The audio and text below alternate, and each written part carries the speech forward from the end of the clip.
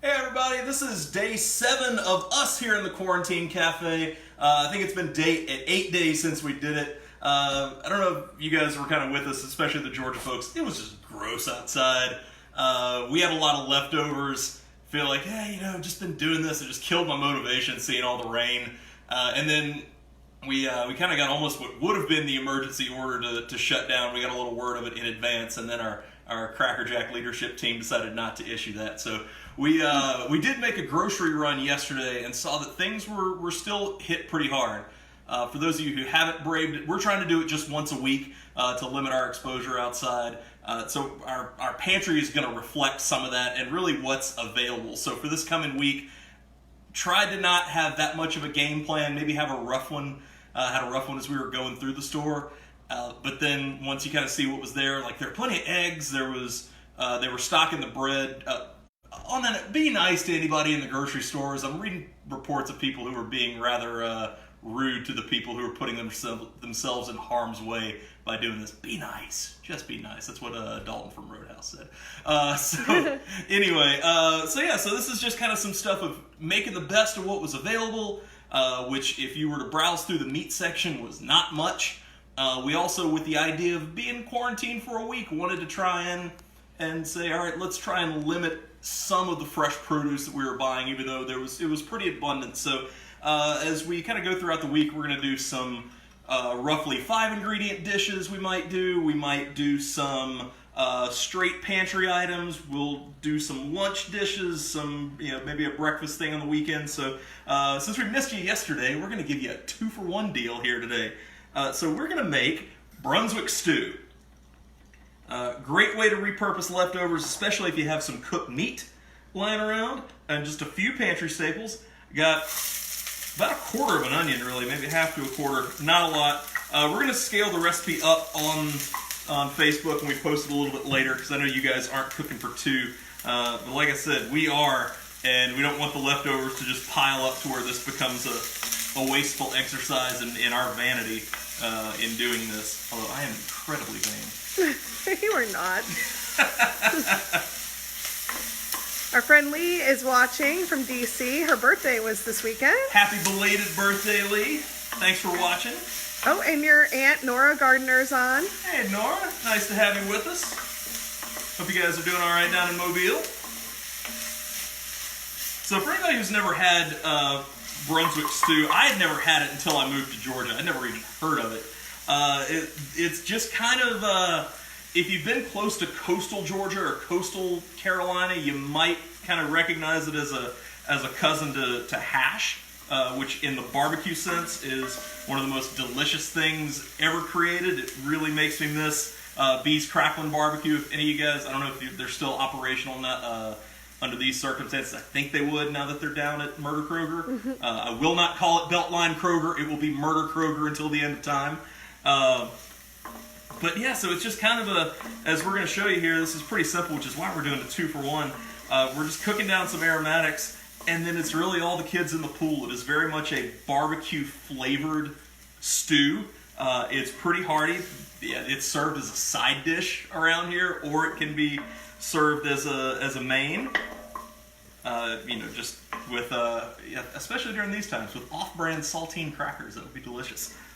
So just looking to get a little bit of a sweat on the onions.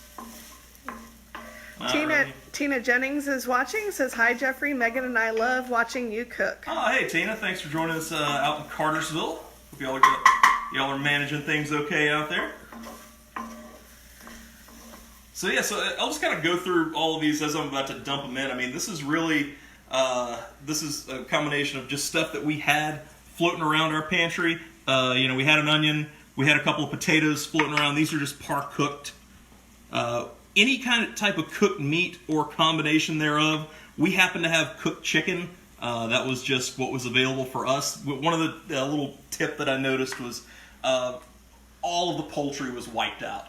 The turkey, the chicken, the pork was wiped out. The beef, well, with the exception of, oddly enough, the really nice steak cuts, the fillets, the ribeyes, which if you guys are cooking for a family, not the most economical choice you could make.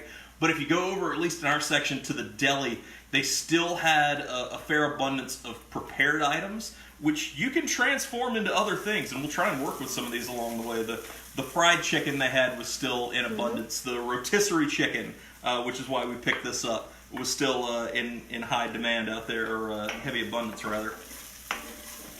Happy Tuesday to Tara Murphy, 360 Media. Hey Tara, thanks for watching. And our friend Lisa and Marietta. Hey Lisa. Thank you guys for the likes and the shares. We really appreciate this. So now that we got our onions sweated, we're kind of going everybody in. We got cooked chicken. In goes that. Cooked potatoes, just kind of diced up. Those go in. We had some canned tomatoes. You could use diced tomatoes. You could use crushed tomatoes. We used these from the puttanesca the other day. So hang on to those. Got to set them out for the multiple stews. I'm just kind of eyeballing it right now. Got a can of corn, can of creamed corn. We use this in cornbread a lot, but I'm going to try and play around as we go throughout the week with some recipes that may even use it. We were talking about doing possibly like a corn chowder, something like that. We've got some barbecue sauce. This reminds me, this is Fox Brothers brand barbecue sauce that we were able to find in Publix. Tonight, which is March 24th, is the Great American Takeout. So while we're cooking stuff here for you guys, all across America, restaurants are hurting right now. A lot of people are having to move. If they're not closing down, which is also a responsible thing to do, these are businesses that are hurting. And so we're encouraging everybody tonight to get takeout from your favorite spots, support your local places. This is a way to give them some love so that they're open when you get back. We're trying to spread the love to as many of our friends as we can along the way. So please, please, please give what you can. A little bit of Worcestershire sauce. One of our favorite comedians, Chrissy Moore, is watching. Hey, Chrissy, thanks for joining up. She runs the podcast for, what is Fleabag. it? Fleabag, that's right. The Fleabag situation. That's right. It's hilarious. Glad to have everybody here. So yeah, so some Worcestershire sauce and a little bit of hot sauce. And really any other odds and ends. I remember one of the first times I really made this was after an Easter brunch at South City Kitchen. The guy who really taught me to truly cook for the restaurant, who's tuned in a few times, Dean Dupuy. Dean, if you're out there, thank you. Thank you for this. So we had a whole bunch of odds and ends left over, and the perfect outlet for this is soup. I mean, that's just kind of what most restaurants do, is from the dawn of time. And so instead of throwing them away, we would turn them into something. We had just a bunch of random odds and ends, and it was my job to make the soup of the day. And I'm staring at this thing, just like I had no idea what direction I want to go with it. And he says, "Make Brunswick stew." I'm like, huh? And he kind of walks me through it, and it's kind of what we're doing here. It starts with some onions, with some aromatics, with some cooked meats, with a couple of random saucy things, and some barbecue sauce. And it turned out to be really good. I'm not one of those who wants to brag on my own food, because that's obnoxious and nobody likes that. But you can brag on Dean's food. I'll brag on Dean's food and his idea, because he's a phenomenal cook. And yeah, so it turns. You have people that would ask for the recipe. How did you do that Brunswick stew? I don't know. I just threw a bunch of stuff together and made sure it tasted good, which kind of isn't really what we're doing out here. Exactly. So, like I said, everybody in the pool, we're going to bring this up to a simmer, let it hang out for about 20 minutes. If you have anything fresh and you want to kind of garnish it that way, you can do that. That's kind of superfluous at this point. This is really about feeding your family. Also, speaking of Fox Brothers, they have a dish out there called the Tominator, where they pour a Brunswick stew over tater tots and then melt cheese over them. Goodness. Yeah, that's good living right there. So I'm just actually going to move this to our back burner so it simmers for a second, because I got another dish for you guys. Awesome. We also have a hello from Miss D in Mississippi, Denise Gonsalves, Millsaps. Yeah! Thank you for watching. So turn our burner off so I don't scald myself here. Yeah, and our friend Brad in Marietta is watching. Hey Brad, thanks for all the shares. I appreciate that. I'm going to move this and restage here. And our favorite guy, Jaime's back. Hey, gracias para mirarnos. So yeah, why did I just sound like one of the guys at the Democratic convention. Is it like Beto? Yeah, like Beto, and then Pete would start talking back and forth. I've forgotten all of my Spanish. You have not. I have nobody to talk with anymore. This is sad. So what's not sad is what we're about to kind of get going on right here. So our friend Krista Miller asked, "Can you make something that's not a sad desk lunch?" I said, "Yes, we can." And so this is kind of it shares DNA with both a muffalata, which you're gonna kind of scratch your head when you see, but also with a Nicoise salad. So this is yeah. So this is called a pan bagnat. It's a really fancy way of saying it's a gussied up tuna sandwich. Okay. So we'll kind of go through it. So picked up the sliced bread was hammered pretty hard. Didn't want to take that just for selfish reasons. The stuff in the bakery, kind of like the deli section, was still pretty abundant. So this is just a $2 baguette that we got. Yeah, there's some local places like Holman and Finch and General Muir that are doing takeout bread too here in Atlanta. Also our friends Nick Leahy and the gang over at X over on the west side, they're doing bread and soups to go. So support them if you can. So what I did was I cut this in half and I put a little trench and I just tore some of the bread out of the center. Subway style. That's right. So we're gonna save that. That can be breadcrumbs. That can be anything later on. But the reason we're doing this is because this is a stack. It's almost gonna look like one of those Dagwood sandwiches. And what we don't want is for it to slide around and become too much of a mess. And so in doing that, being able to put a little hollow side and a cap for it, it'll keep everything in place. So I've got some tuna.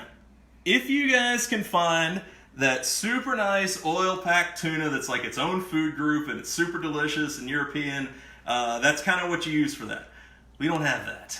And I'm assuming that none of the rest of you do too. I'm glad I picked up tuna. It's totally random. I'm glad you did too. This is just straight up Star-Kissed, water-packed canned tuna that you would make for lunch-style tuna salad sandwiches. And I've just drained that. And this couldn't be any easier from stuff that we either had in our pantry or fridge already.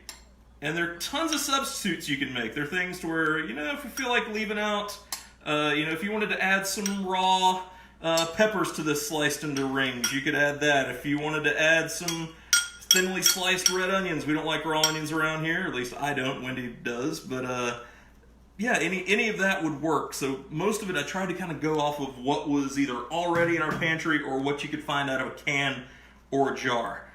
So we've got some peppers. These are just the jarred roasted red peppers.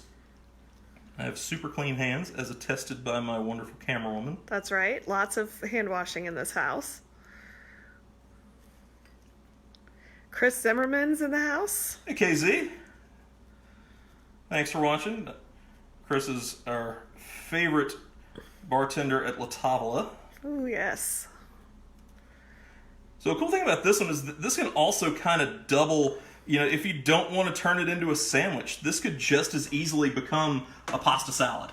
If you wanted to mix all of these ingredients with some cooked pasta, preferably something that's kind of bite-sized like a bow tie, farfalle, or rotini, that would work too. Oh, that's good. If you wanted to toss it with farro, if you wanted to toss it with quinoa, with cooked rice, anything like that would work just as well. Make it your own. That's right. So I've got some. Which ones do we want to do next? We're going to go olives next. Trying to get it to where, again, this won't fall apart on us. If you don't like olives, what kind of olives do you got? These just are black olives? The sliced Kalamata just out of the jar. If you have canned black olives, that works too. If you have any type of green olives, if you have capers, if you just have jardiniere, that would work too. Something salty? Something salty. You want salty and briny, which is going to be a good contrast to some hard-cooked eggs. These can be sliced. These can be chopped and diced. Anything you want. I'm beginning to see the Nicoise salad aspect of this. Yeah, all of this stuff you would find in a Nicoise salad. We're not putting any green beans on here, but yeah, it is what it is. If you want to put some tomatoes, we could do that too.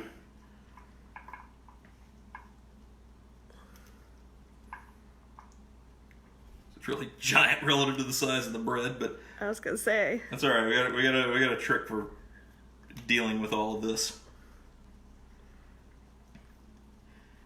This part's totally optional. I like having something kind of fresh and green on mine. If you have any type of lettuce, that would work. We have some fresh parsley. I'm not even chopping it up. I just kind of picked it off the stems. Again, totally optional. If all you have is jarred pesto, that works too. And so for those of you who watched us on Sunday, we had kind of a vinaigrette that I made really quickly to go with a green salad. Some whole grain mustard, some red wine vinegar, olive oil, salt and pepper. I saved some of that, and I'm really glad I did.